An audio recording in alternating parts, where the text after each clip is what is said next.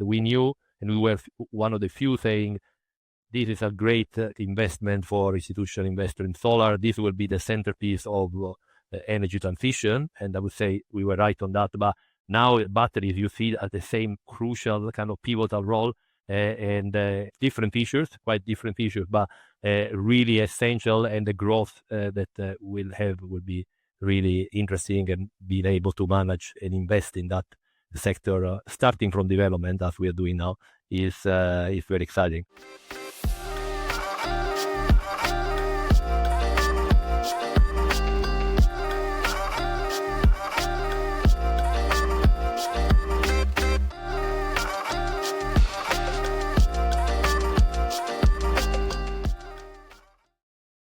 I am joined today by Giovanni and John from Bluefield. Would you like to introduce yourself, please, gents? Giovanni Terranova. I'm one of the founders and managing partner of Bluefield Group. And as a background, I have a master in power generation engineering, MBA in finance, and I've been working all the last 22 years in finance and energy. And in Bluefield, I've been involved very much in all the kind of segments of Bluefield, from fundraising, investment, and also asset management and a bit of operations. And I've been in renewable energy, passionate about renewable energy since I was a young kid, and that's why I did engineering, and then I did my master on renewable energy back a long time ago, 30 years ago. So it's quite a long time ago. We're all getting grey these days. It's hard. Yeah, Jonathan Henderson. I'm Director of Asset Management for Bluefield Services Limited. So responsible for approximately 140 solar and wind assets, operational assets in the UK. I've been with Bluefield for just under 12 months. And prior to that, I was working with a major global utility in the asset management and operations and maintenance areas of that business. Predominantly onshore wind, and more lately some battery. And just prior to me joining Bluefield, was working in a bit more the solar area there as well. Prior to that, I worked in financial services, having left university, and so been in the renewables area for coming up to 15 years. Really love the speed of change and how things evolve so fast, and the ability to get involved in kind of strategic planning and lots of problem solving. So that's the joy of the operational area is there's always problems to solve and new things to fix. Yeah, new markets come along and break everything, or a new asset class just comes and mixes stuff up. So you're like true end. So as Bluefield Group, you're like true end to end, from planning and asset like financing all the way through to operations and monetizing your own assets, right? Yeah. Basically, I mean, we started as a fund manager back at the end of 2009. So 15 years ago, we have one of the longest track record actually in investing in renewables. And we started as a fund manager with ambition to bring institutional investors into the sector. But soon after a few years, we've been investor manager. And as I mentioned, I am a engineer as a background. We wanted to play a different role, not only a financial investor or investor manager, but having a more industrial approach. And that's why, starting from 2013, which is the year when we managed to list what was the first solar fund on the stock exchange in London, main market, the Bluefield Solar Income Fund. We started more than 10 years ago. We started to build around the fund manager a number of companies that cover indeed the value chain. As you said, now Bluefield is a group of 5 companies that cover the value chain end to end, so from development all the way to operation. So we have a development company which does getting the permits, looking for the land, the grid, the usual kind of ingredients for getting renewable assets authorized. We have a construction management firm which does not the physical construction, but controls the key components of the construction, which are the procurement and the monitoring of the construction quality. We have the fund manager at the center of the group, and once the assets are operational, are grid connected, we have a service company which has asset management headed by John here. And we have engineering team, we have a monitoring team, monitoring the performance of the assets across UK, Europe. And we have, last but not least, the kind of other end of the value chain, the operation and maintenance. That is only for solar. And we have, and in UK only. And that's where we have our colleagues driving the vans and going around sites, helping inverters, cables, and fuses. So we started as fund manager, but we very soon, kind of more than 10 years ago, we started to integrate on the value chain. And so we are today really one of the very few fully integrated fund manager and operators and the developer and asset manager, of course. Simple. Nice, simple, easy business to build, right? 15 years. And just to touch on that a little bit, because I'm really interested in, like, did you build those other businesses or those other parts of the business through acquisition, or did you build them from scratch? Like, what was that journey like? Indeed. It's been fully kind of internal growth. So we did step by step. So we started immediately soon after the listing of the fund. We started with the asset management. Shortly after, we added the operation. 6 years ago, we returned, because we were actually at the very beginning, but returned into the development. And then last but not least, 3 years ago, the construction. So it's been really organic, so no acquisition. So that's why it took a long time, more than 10 years to build. The group now has more than 150 people across various geographies. So we are predominant in the UK, but we have a good presence also particularly in Italy and a bit in Spain. This has proven quite fundamental, crucial for the delivery of the investments that have been always delivering over targets. And having a fully integrated team, there is an immediate advantage, which is kind of obvious. And for example, the developers, our colleagues in development, they work very closely with the investment team, with the operation team, and with the ESG team. And when they start developing a site, they rank the kind of the opportunities, and they develop only the opportunity that makes sense from investment point of view, but also ESG, operation, and so on. So there is a immediate kind of advantage of having this full integration. For example, we were the first and the only fund back in 2013 when we listed. We were the only one, and we've been for a while, the only one able to do construction, so funding a construction in the investment policy. All the other funds had the investment policy restricting them to buy operational assets.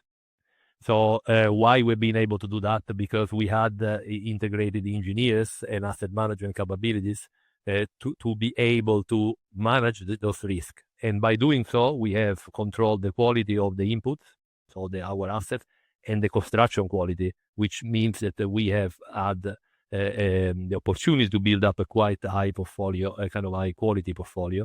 And same applied recently as the last example. We have been one of the first movers in repowering of aging assets.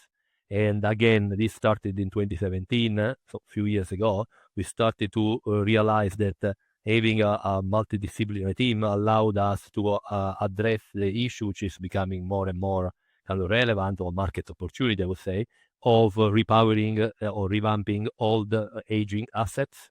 And you can do that if you are fully integrated, because if not, it is very hard to do this complex exercise for repowering. So good benefits, long time to build up, but there are clear benefits of having a fully integrated platform. Yeah, and John, I was going to ask, so you've come from utilities where it's a completely different game, right? And there's like 10,000 people and every project's got like 150 project managers on it and things. But you've come into an environment that is smaller, but still fully integrated and could do all of it.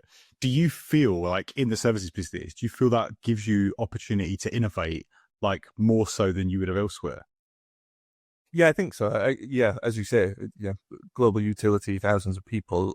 Change tends to be, by accretion rather than being able to make things happen fast. So I think that was one of the appeals of coming to Bluefield, the opportunity to really influence change in a quick way. But again, the structure of Bluefield, sort of replicating a large utility with that full integration is also appealing, because I can work with the field service teams and understand, what's happening with a certain type of component. We can find fixes to that quickly. We can find new suppliers, whatever it may be. But we can also inform our investment team and our engineering team and work with them not only on solutions, but actually how do we deal with this in the long term. So we get to influence, buying decisions, engineering, focus, and so on.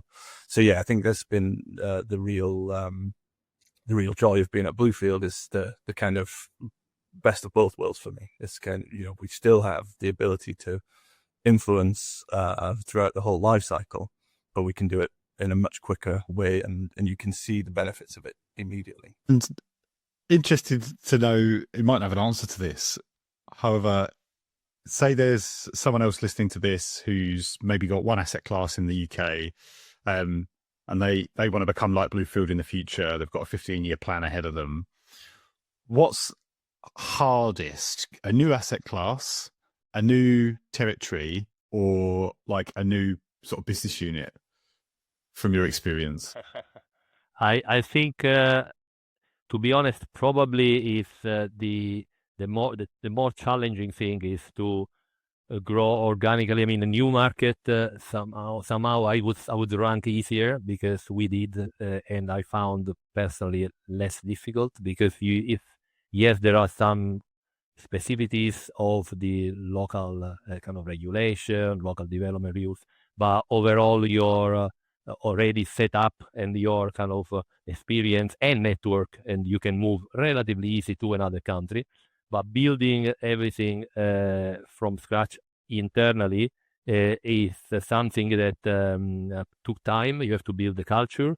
You have to build and connect different teams that have different backgrounds, because you have in the investment. So we start as a fund manager, and then you have, as John said, we have field service engineers, developers, asset managers. So creating a common culture, sharing of best practice, that is quite been time consuming. And I see today there are a lot of platforms, particularly developers, that are moving from just being a developer to a fully integrated IPP with all the functionalities. And I suspect, I've seen already some signs that it's not such an easy task to step up from being just a developer to become fully integrated.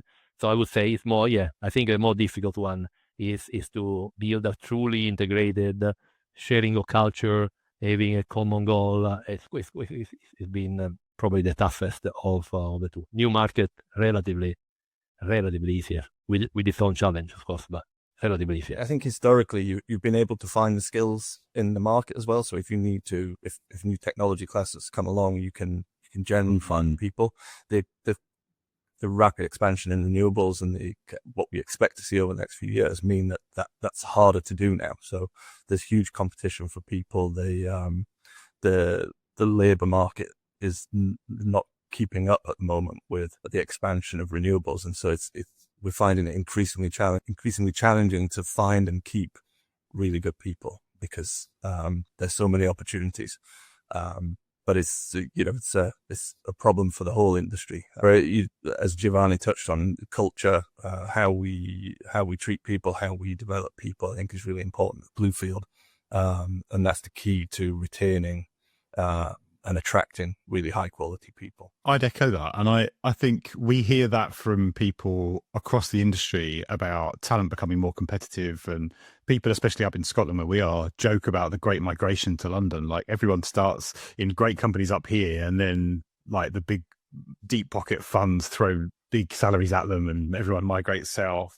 I think the piece about culture is really interesting, because although it's a rapidly growing space, it's complex and diverse, it's still quite a small ecosystem, the UK energy scene. And if like word does get about and reputation does get about fairly quickly, I think if you're good to your people get a sense of that fairly fast. Yeah, that's the key. Yeah, because the demand is high, and and it is really important, the culture, taking generally care of people development, giving them a chance to grow. And we have a kind of a very high retention rate across the entire value chain because it's competitive in the engineering side, it's competitive on investment, on the development side. So it's across the line. The growth of renewables have great success, but indeed there is kind of increasing demand and a smaller pool.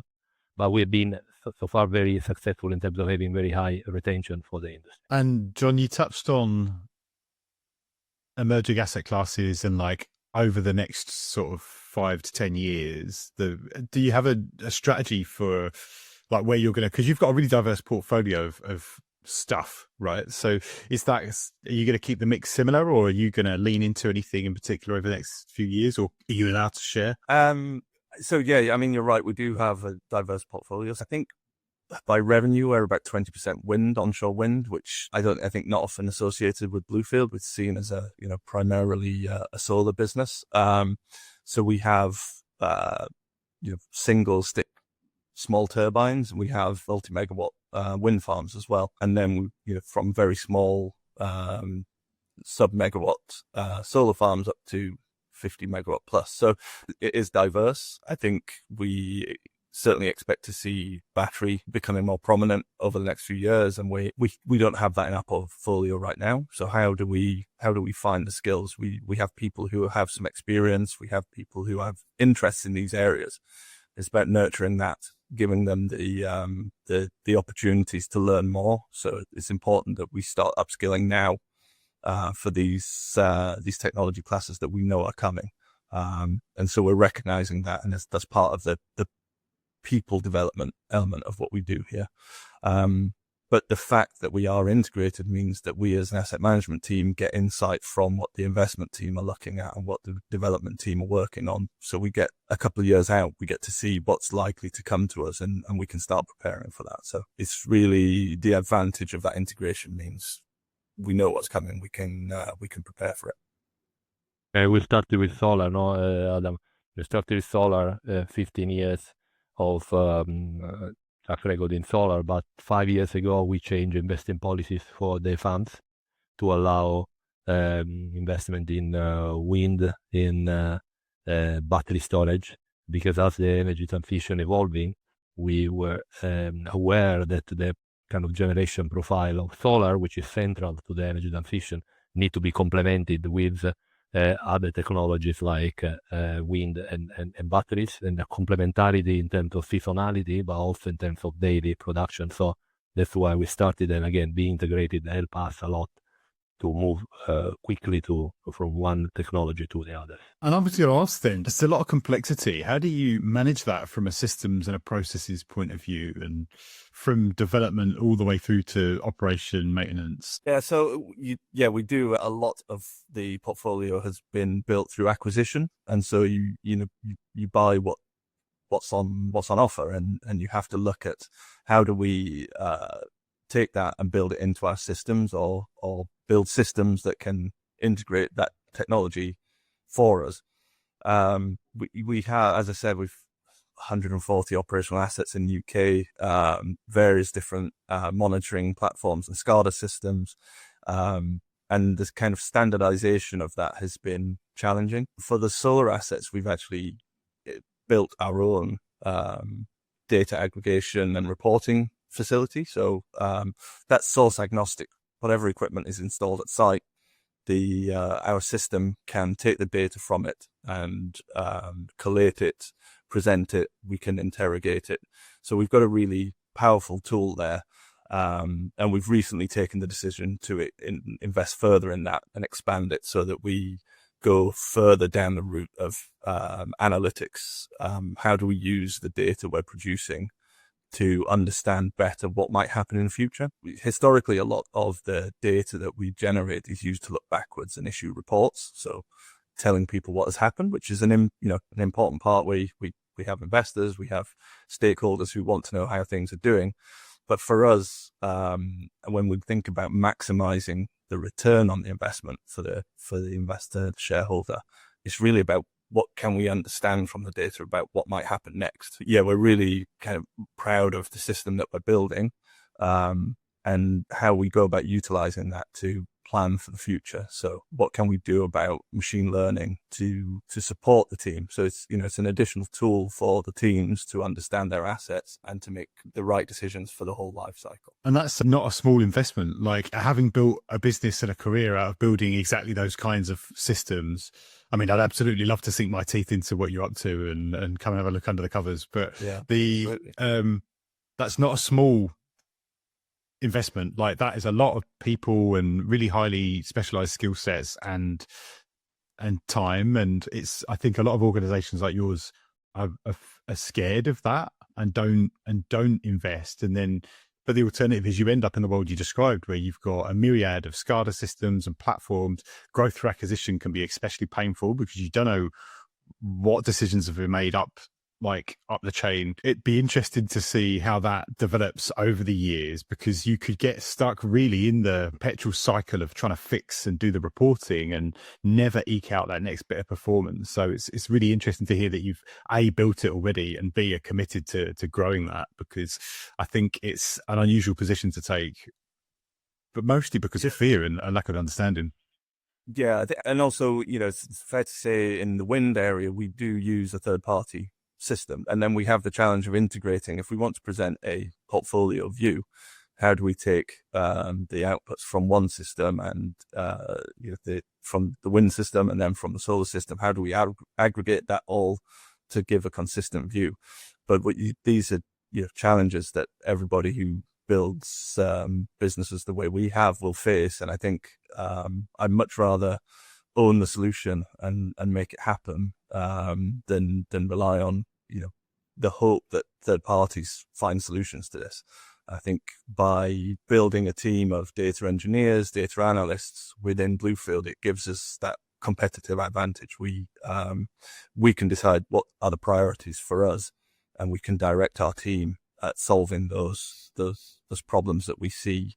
I think the real focus has to be on forward-looking measurement. When we have component failures, go back through the data. Were there any markers? When we've had multiple component failures, the same component type, we can start to analyze what happened in the preceding 6 months, 12 months, 2 years. Were there any markers that are consistent across those? It means we can then look at changing our maintenance regime, be more proactive in component replacement in the life cycle, those kind of things. And so the less time we spend reporting data and the more we spend analyzing is where the real value adding happens, I think. Having spent many a late night fretting over trying to build reports, even simple reports like how much debt do I have? What are my liabilities and commitments for this asset over the next 10 years? And what's my expected revenue?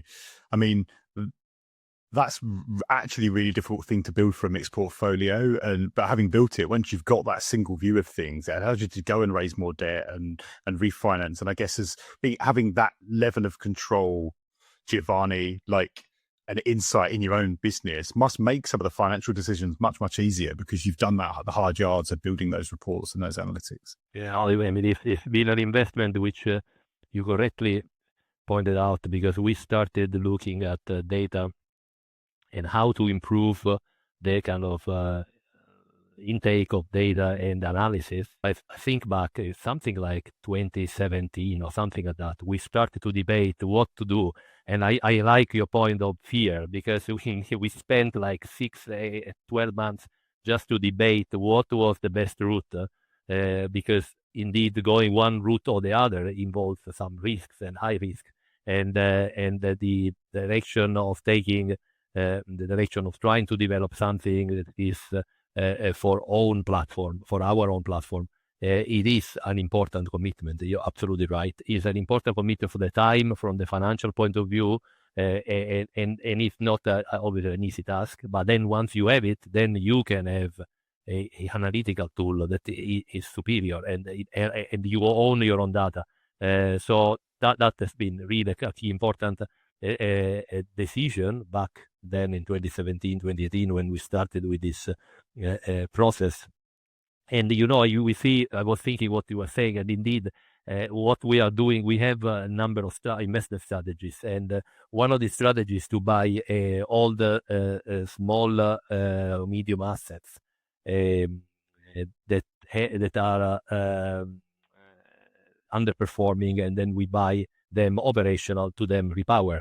And we have a strategy, for example, in Italy that we have acquired 45 assets in a short term, 24 months, and you acquire small assets that come with no monitoring system or no data collection, nothing, or completely kind of basic systems. And the main challenge in these 2 years that we own these assets has been indeed to create a common monitoring platform that allows us now, after 2 years, to eventually take hold of the performance. Because the first 2 years, these assets we acquired assets that were really small, like 2-3 megawatt, managed by some doctors and notaries, and they had no professional really management and no monitoring.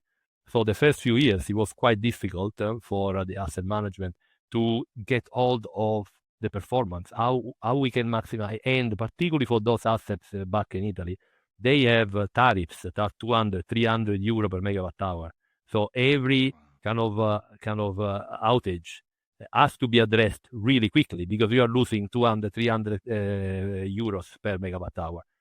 Now that we have majority, not all, but majority of portfolio now under the same monitoring platform with all the kind of consistent kind of collection of data, now you start to see in the reports that the performance is starting to pick up very much. And in the last few cycles, we have kind of weekly and monthly performance reports. You start to see in the last few months that all the kind of the red lights that turn into green, which was kind of something we celebrated in the last few months, indeed. Exactly. Yeah. So it is part of the challenge. It tells how important it is to have a consistent and kind of same monitoring system. And I'll not go on a rant here, but this is a subject close to my heart, because obviously, like, that's what we do, right? Is build these kinds of systems, and it can be really scary. Like it can be. I mean, I'm saying on the call, it is a big investment, right? And then it's not build it and forget it. Like, software rots, and you then need to pay to maintain it and keep it operational, much like any asset. However, I think it's one of the most asymmetric investments you can make in this space, because, like, we're dealing with an organization that have spent billions on the portfolio, and the investment in the data platform, the analytics and the tools and all that is like a rounding error. It's like Excel will just clear it out compared to the total sum of the project and the money they'll make, and actually the uptick in the revenues they'll make are just massively disproportionate to the cost of doing it. And I think we'll see it. I hope, but I think we'll see more organizations do what you're doing over the next decade, realize that to get the additional edge, the more efficient portfolios, you're going to need to do this stuff. I think I was very lucky that I started in batteries, because they're so data hungry and so complicated that you can't run them like solar and wind have their challenges, but batteries just are nightmarish in comparison. So, and actually when you're actively trading them, like 13, 14 markets in some cases, like trying to stack markets, optimize them, you enter a world very quickly where this doesn't become a nice to have, it becomes a must have. And putting all that together into a unified platform that says, well, actually, like, do I want to invest in another battery, or should I put that money in the next wind farm in a new territory, is something that, unless you're doing the hard yards now that you have done, it's just not going to be possible for organizations like Bluefield. Yeah, fully agree. Yeah, I was really interested to hear about the underperforming assets and repowering. That's, I think, a really interesting approach. What drove that decision? Is that, because my inkling, is that related to grid connections being quite difficult to get hold of, or is it just a niche kind of skill set for you? Yeah, well, it's really a combination of a number of market drivers and opportunities. Starting first from back to where we started, the integration. We have a multidisciplinary team, and back in 2017, we kind of experienced how powerful is integration, because we took on highly underperforming distressed assets portfolio that required all the skill set in our teams. We kind of realized that we turn around this underperforming distressed portfolio into a really good one, and we made a very good investment and return for the investors. And that's where we realized that actually there is a market opportunity, and we can exploit that opportunity thanks to our integration. So since then we started, and as correctly you were saying, the market opportunity is a bit overlooked by most of the investors and the operators, because there's a lot of greenfield, but there is a growing kind of market of aging assets, particularly in countries where the first wave of renewables happened. So if you look at Germany, Italy, France, UK, a bit of Spain, these countries had a wave that dates back 15, in Germany almost 20 years ago. So you have assets that have a site, they have a grid connection, but they are on a technology that is dating back 15, 20 years ago. And so what we have seen, we have done many repowering, revamping, both in solar and wind. And is, I would say, a less risky type of investment for some aspect, but more complex than greenfield. Less risky because you pointed out, Adam, is you already have the grid, so you have more chances of even being able to expand that capacity, or at least you keep it as it is, but you change technology, improve the yield. You have a site which, in wind, for instance, sites that are the first sites that have the highest wind speeds, so they are quite attractive sites. And the planning is, yes, you have to do the planning, but you have to think that it is easier because already the plant is there, and a number of governments, think about Germany, Italy, that is the one we look closely for repowering. There is a simplified procedure to authorize, so it's less risky for some point of view. It's more complex though, because you have to go through the normal cycles of development, procurement, construction, but you have to also dismantle existing plant. So that adds a bit of more complexity, and it brings in also the point of what you do with this equipment. You have to make sure also from a kind of a ESG point of view, what you do, how you reuse or maximize the use of these assets.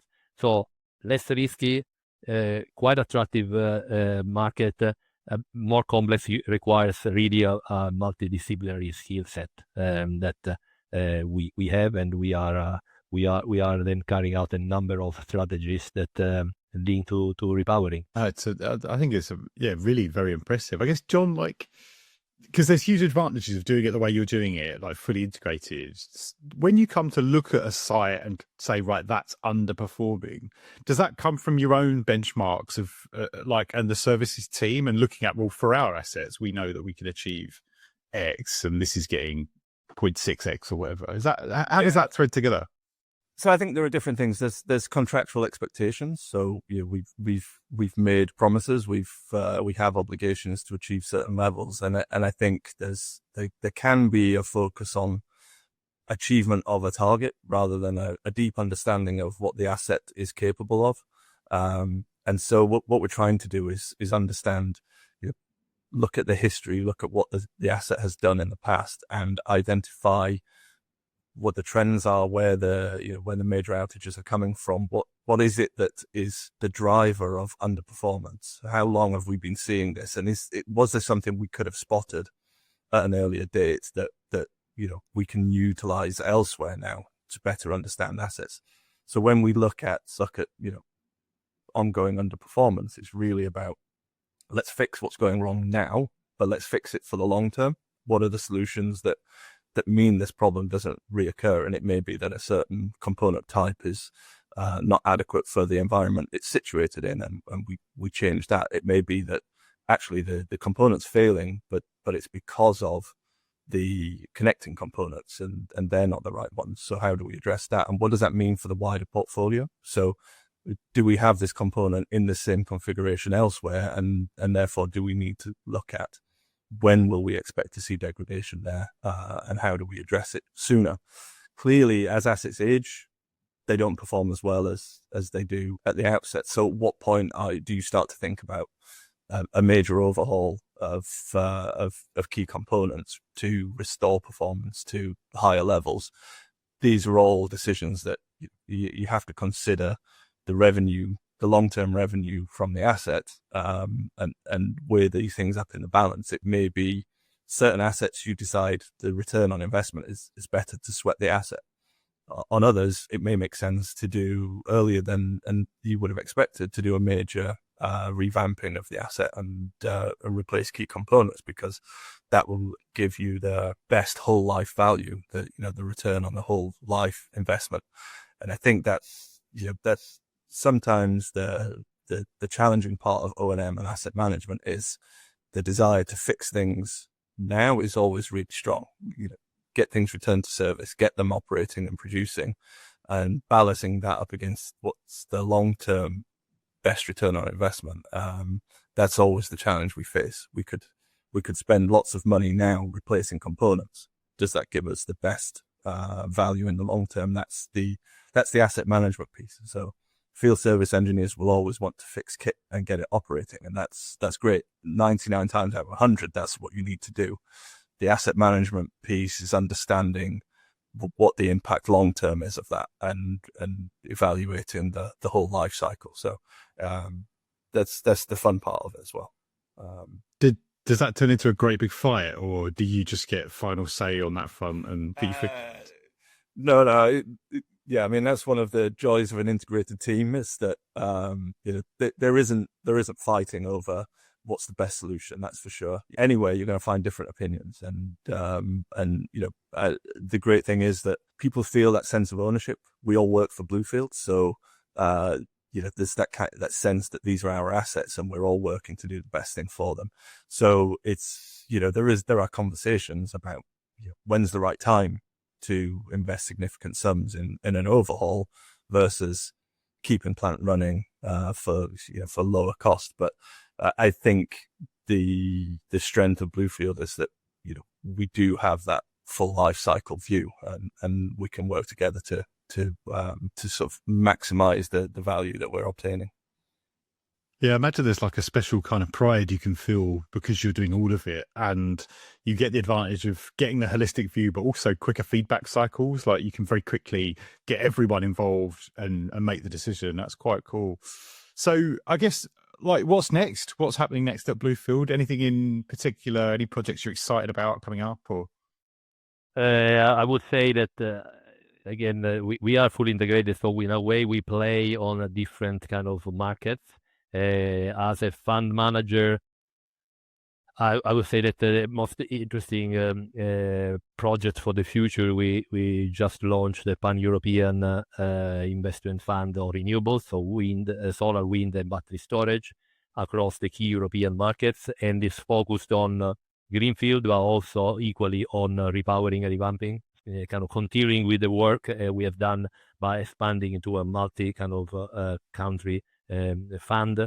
As a developer, we are very excited of a platform that we have set up on the batteries. So we've been developing batteries in multiple European countries, and so UK, Italy is starting now doing Spain, looking at Germany. That is quite exciting as well for us. As you said, battery is kind of really becoming a key kind of element in the energy mix, and is, in my view, I see very much is pretty similar to the feeling that I had when we started 15 years ago in solar. Is the kind of so key central component. We knew, and we were one of the few saying this is a great kind of investment for institutional investor in solar. This will be the centerpiece of energy transition, and I would say we were right on that. But now batteries, you see, at the same kind of crucial, kind of pivotal role, and different features, quite different features, but really essential, and the growth that will be really interesting, and being able to manage and invest in that sector, starting from development as we are doing now, is very exciting. So these are probably kind of one of the couple of interesting areas of development and investment for the next kind of year or so. Amazing. And then, like, GB specifically, I guess, what are your thoughts on where the GB market's going, and are you looking at co-location for some of your sites or some of your assets, behind the meter stuff? Clearly that's coming. The more renewables that goes onto the grid, the more the requirement for batteries is apparent. And so, yeah, it's something that we're looking at. I know there's developments ongoing. We'll be reviewing, the asset base that we have. Where are the opportunities? Is there grid capacity still? Maybe it's just behind the meter. Maybe it's not. What are the opportunities? So I think that poses challenges for us as asset management. As I said at the start, we don't currently have batteries. We have to be ready for that. And I think as it becomes a major focus of the industry, Bluefield wants to be part of that. And as operators, we need to be ready. Batteries more complex, lots of data, different options on optimizers and so on. How do we be part of that, and how do we get to grips with that as quickly as possible? So, really, really big opportunity, and the focus is now on being ready to take advantage of it. Really exciting. This has been a really interesting conversation. I think Bluefield, you're doing some really exciting stuff. Like, it's unique. In the way you've approached building the business. I mean, as a bootstrapped sort of entrepreneur myself, like building a business from the ground up, I can reflect some of the pains, although slightly different. I guess excited to see where you go. Before we let anyone leave, though, I always like to ask, if people in the audience want to find out more about Bluefield or yourselves, or if there's anything you want to plug or promote, where should we direct them? Oh yeah, we are very active on LinkedIn with the corporate page and individually as well. And we have also a fortnightly newsletter where we bring up articles, opinion, news on our investments, our presence into conferences where you can come and meet us. And so if listeners want to join receive the newsletter, they can go on the bluefieldgroup.com and subscribe, and they will have all the kind of the information, articles, news around energy transition and investment. Yeah, we're from the asset management side, we're definitely keen to grow our network with the industry. So you'll see more of Bluefield asset management and operations team at conferences. Always happy to have conversations there on opportunities to. Particularly focusing on the areas of performance improvements, data analytics. These are really crucial areas to us. So always open to conversations on those. Amazing. Well, thank you very much, gents. It's been an absolute pleasure, and all the best at Bluefield. Thank you. Thanks very much. Thank you. Really interesting organization. If you're not familiar with Bluefield, they started as an investment fund, but they've become like fully integrated, doing the operations, the construction, the planning, and it gives them a really unique perspective on assets and how to optimize the value from them. And one of the few organizations I've seen that are doing brownfield, like re-empowering of sites and taking underperforming assets and making them really work. Lots of advantages to doing it that way. But obviously for me, the most exciting part of the conversation was talking about the fact that they've invested in the data platform, they're building their own analytics, they've done the hard yards to develop the data platform that's really going to make things work for them. And they see the huge return on investment that brings. So fantastic episode. Looking forward to speaking to them some more.